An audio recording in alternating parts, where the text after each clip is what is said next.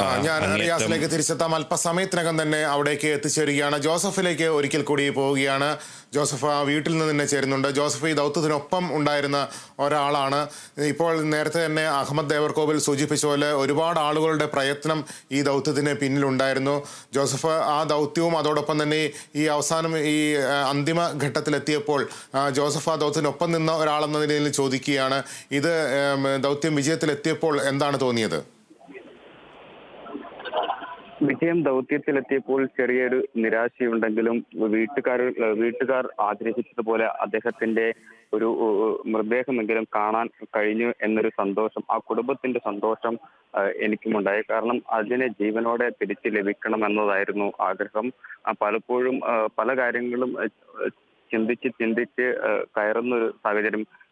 ഈ സതീഷ് കൃഷ്ണ സ്റ്റൈലടക്കം ഒരു ഘട്ടത്തിൽ ചോദിച്ചു, ജിതിനെ ഇനി നമ്മുടെ അർജുൻ എവിടെയെങ്കിലും ലോറി വെച്ചിട്ട് എവിടെയെങ്കിലും പോയിട്ടുണ്ടാവോ? അങ്ങനെ ഒരു ഉത്തരമില്ല. അങ്ങനെ ഒരു കുറേ പ്രതീക്ഷകളായിരുന്നു. 72 ദിവസവും ഇത്തരത്തിൽ പ്രതീക്ഷകൾ തന്നെയായിരുന്നു. അങ്ങനെ ആളുകൾ, കുടുംബം, മാധ്യമ പ്രവർത്തകർ, ഉദ്യോഗസ്ഥരെല്ലാം അത്തരത്തിൽ പല കാര്യങ്ങളിൽ ചിന്തിക്കുന്ന ഒരു സാഹചര്യത്തിലേക്ക് എത്തി.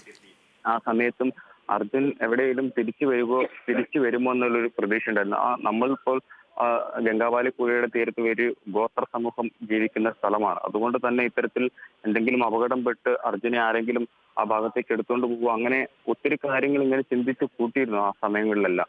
പക്ഷേ കർണാടക സർക്കാരിന് ആദ്യം മുതൽക്ക് തന്നെ കൃത്യമായ ഒരു ധാരണയുണ്ടായിരുന്നു, ഈ ലോറി ഗംഗാവാലി പുഴയിലുണ്ട് എന്നുള്ളത്. സാറ്റലൈറ്റ് ദൃശ്യങ്ങളടക്കം അവർക്ക് നേരത്തെ തന്നെ ലഭിച്ചതാണ്. പക്ഷേ ഈ 72-ാം ദിവസത്തിലേക്ക് നീളുമ്പോൾ, അതായത് ഈ ദൗത്യത്തിന്റെ 2ാം ഘട്ടം പിന്നിടുമ്പോൾ ഇവർ കുടുംബം പ്രധാനമായും മാധ്യമങ്ങൾ പ്രധാനമായും ആവശ്യപ്പെട്ടത് ഈ ലോറി എവിടെ എന്നുള്ളതാണ്. ലോറിയും അർജുനും എവിടെ എന്നുള്ളതാണ്. ഈ 2ാം ഘട്ട ദൗത്യത്തിലും ഇത്തരത്തിൽ ലോറിയെയും അർജുനെയും കാണാതായപ്പോൾ 3ാം ഘട്ട ദൗത്യം എന്ന് പറയുന്നത് അർജുൻ എവിടെ എന്നുള്ളൊരു ചോദ്യത്തിന് ഉത്തരം വേണം എന്ന ഞങ്ങളുടെ മനസ്സിനെ ബോധ്യപ്പെടുത്താനെങ്കിലും ആ ഒരു ചോദ്യത്തിന് ഉത്തരം വേണമെന്നാണ് കുടുംബം പലപ്പോഴും ആവർത്തിച്ചത്. ആ ചോദ്യത്തിന് ഉത്തരം ലഭിച്ചത് 72-ാം ദിനമാണ്. ഇതിൽ ഏറ്റവും പ്രധാനപ്പെട്ടത് ഈ മലയാളികളുടെ ഒരു സംഭാവനയാണ്. അതായത് അർജുനെ കാണാതായ ആ നാള് മുതൽ മലയാളികളായിട്ടുള്ള ആളുകൾ ഈ കർണാടകയിൽ തന്നെയാണെങ്കിൽ പോലും, ഈ ദൗത്യത്തിന്റെ ഭാഗമായിട്ടാണെങ്കിൽ പോലും മുഴുനീളി ഉണ്ടായിരുന്നു എന്നുള്ളത് ഏറെ എടുത്തു പറയേണ്ട ഒരു കാര്യമാണ്. ഈ നാവികസേനയുടെ മുങ്ങൽ വിദഗ്ധൻ നടത്തിയ ഒരു പരിശോധനയിലാണ് അർജുന്റെ ലോറിയുടെ ഭാഗം കണ്ടെത്തുന്നത്. ഈ ട്രജറിൽ അവർ പരിശോധന നടത്തിയെങ്കിലും ഇദ്ദേഹത്തിന്റെ പരിശോധനയിലാണ് ഈ ഇത്തരത്തിൽ ലോറി ഉണ്ട് എന്ന് സ്ഥിതിക്കുന്നത്. പിന്നീട് മുങ്ങി ഡൈവ് ചെയ്തതിന് ശേഷം 2 അടിയോളം മണ്ണ് ആ ഭാഗത്തെ മണ്ണ് നീക്കി കഴിഞ്ഞപ്പോൾ കണ്ടത് സ്ട്രോങ് എന്ന് എഴുതിയിരിക്കുന്നതാണ് കണ്ടത്. അതായത് ഈ വാഹനത്തിൽ അദ്ദേഹം എഴുതി ഒട്ടിച്ചൊരു സ്റ്റിക്കറാണ് സ്ട്രോങ് എന്നുള്ളത്.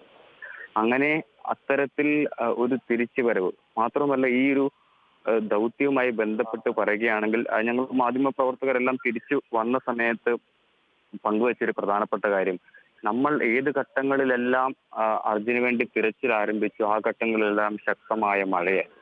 അർജുനെ ഇങ്ങോട്ട് തിരിച്ചു കൊണ്ടുവരാൻ തുടങ്ങുമ്പോഴും ശക്തമായ മഴയായിരുന്നു. അതൊരു കോയിൻസിഡന്റ് പോലെയാണ് സംഭവിച്ചത്. മറ്റൊരു പ്രധാനപ്പെട്ട കാര്യം, അർജുന് നഷ്ടം, അതായത് നമ്മൾ 72 ദിവസം തെരച്ചിൽ നടത്തി അർജുൻ്റെതായിട്ടൊന്നും കണ്ടെത്താൻ സാധിച്ചില്ല. 72-ാം ദിനം മുതൽ നടത്തിയ തിരച്ചിലിൽ അർജുൻ്റെതായതെല്ലാം തന്നെ കണ്ടെത്തി.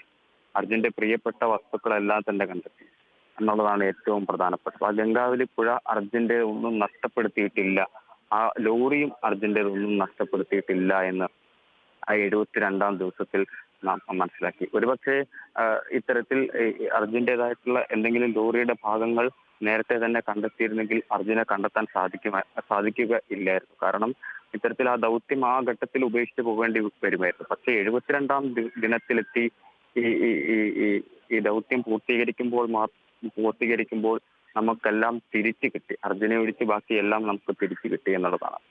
അതുതന്നെയാണ് ഈ ദൗത്യത്തിന്റെ വിജയമെന്ന് ഞാൻ പ്രതീക്ഷിക്കുന്നത്. അതുതന്നെയാണ് ഈ ദൗത്യത്തെ ഈ 72 ദിവസം നമ്മൾ എന്തിനു കാത്തു നിർത്തി എന്നുള്ളതിന്റെ ഉത്തരം.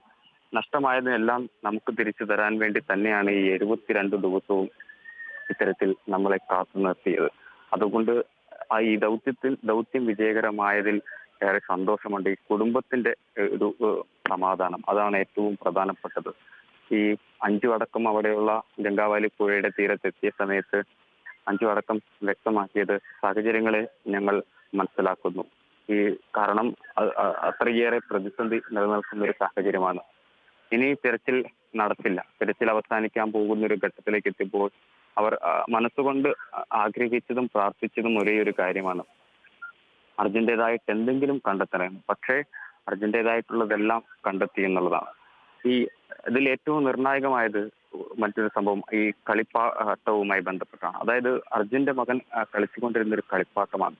തന്റെ മകനെ ഒരിക്കലും മറക്കാതിരിക്കാനും അവന്റെ ഓർമ്മകൾ എപ്പോഴും നിലനിൽക്കാനും വേണ്ടിയിട്ടാണ് ഈ ഈ പുഴയിൽ ഈ വാഹനത്തിന്റെ ഈ ഡാഷ്ബോർഡിന് മുകളിലായിട്ട് അർജുൻ ഈ ലോറി വെച്ചത്. അതായത് ഒരു വെള്ള കളറിൽ ഉള്ള ഒരു ട്രക്ക് ലോറിയായിരുന്നു അത്. തന്റെ മകൻ ഏറ്റവും പ്രിയപ്പെട്ട വാഹനമായിരുന്നു അർജുനെ സംബന്ധിച്ചിടത്തോളം.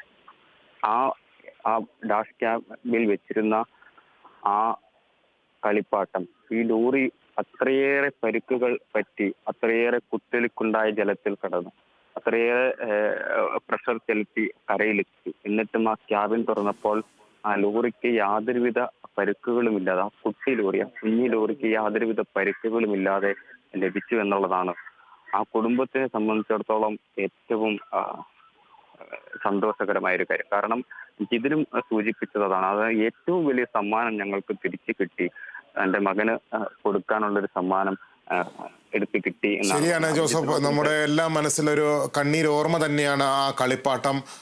തീർച്ചയായിട്ടും ആ കളിപ്പാട്ടത്തിന്റെ കാഴ്ച ഏവരുടെയും മനസ്സിനെ ഈർന്നണിയിക്കുന്ന ഒന്ന് തന്നെയായിരുന്നു. ഞാൻ ജോസഫിലേക്ക് തിരികെ എത്താം. റിയാസ് KM അവിടെ നിന്ന് കണ്ണാടിക്കൽ ടൗണിൽ നിന്ന് ചേരുന്നുണ്ട്. റിയാസ്, വിലാപയാത്ര ഇപ്പോൾ അവിടേക്ക് എത്തിച്ചേരാറായിട്ടുണ്ടോ?